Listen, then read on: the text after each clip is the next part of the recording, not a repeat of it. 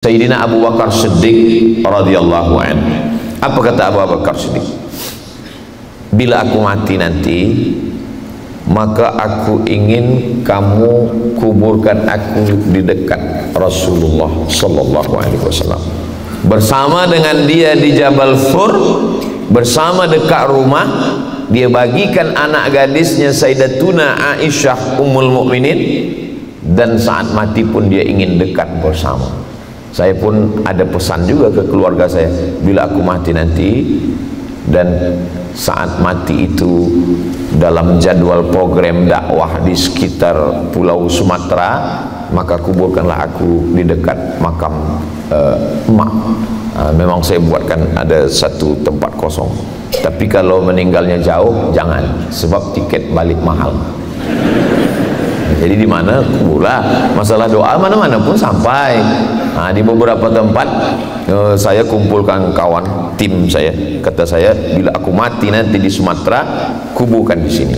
Tapi kalau bila aku mati di Jakarta, kuburkan di dekat pemakaman keluarga sahabat saya. Saya tengok kawan saya diam, lama dia diam. Saya tanya, awak kenapa diam? Rasa-rasanya kereta dari TV yang akan syuting susah masuk ke sana, kata dia. Sampai hati dia. Jadi kadang banyak, selalu saya sampaikan ke kawan-kawan, memang kalau kita tengok antara aku dengan engkau, antara kamu dengan saya, nampaknya yang lebih dulu ini nampaknya saya. Kata mereka, janganlah cakap macam itu Ustaz. Maksud saya lebih dulu mengiring jenazah tuan-tuan. Kadang kawan-kawan ini dia sangka kita cakap macam itu. Mati ni kita tak tahu. Kalau saya serahkan pada Allah Subhanahu Wa Taala. Saya belakang, tuan-tuan duluan, boleh. Atau tuan-tuan dulu, saya belakang, boleh. Kita serahkan pada Allah Subhanahu Wa Taala.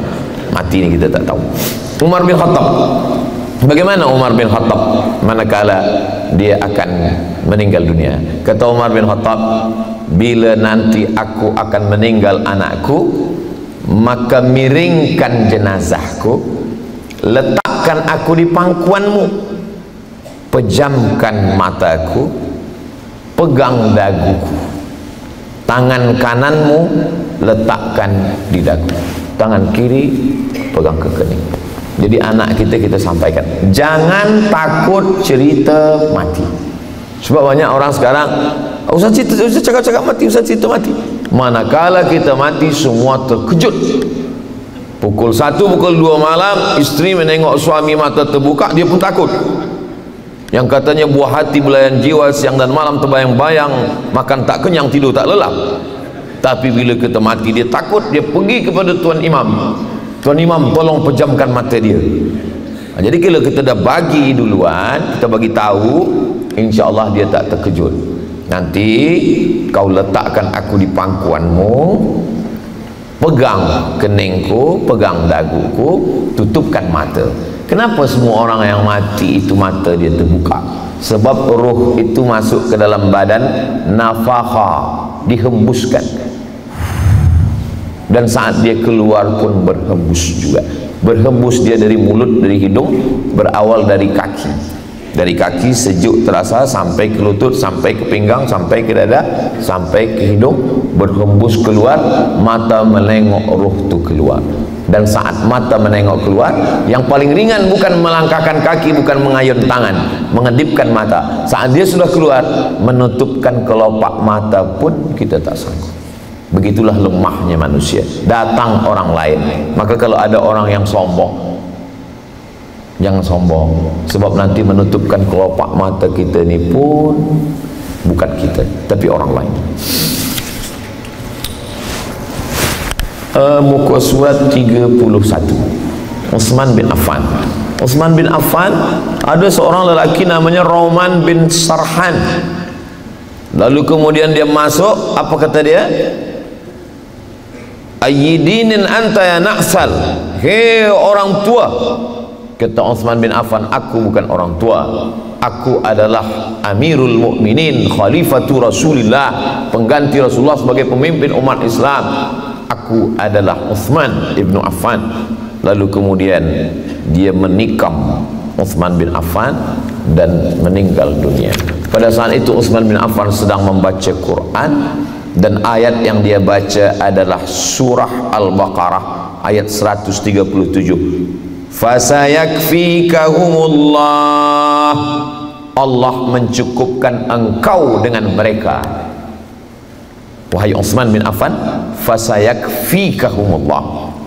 Saya ingin ambil pelajaran, mudah-mudahan kita mati menghadap Allah dalam keadaan sedang membaca Quran, dalam sedang sujud tahajud, dalam yang baik-baik.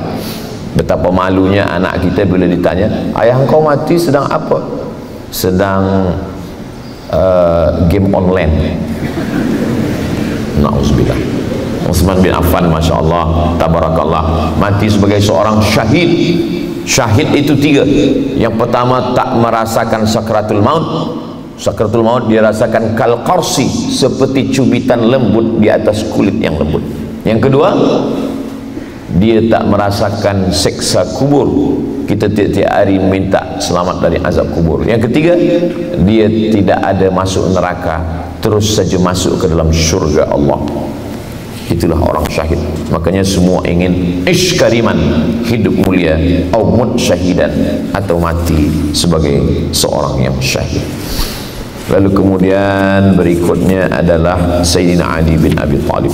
Apa kata Sayyidina Ali sebelum meninggal? Di antara semua yang meninggal ni, yang paling panjang pesannya Sayyidina Ali.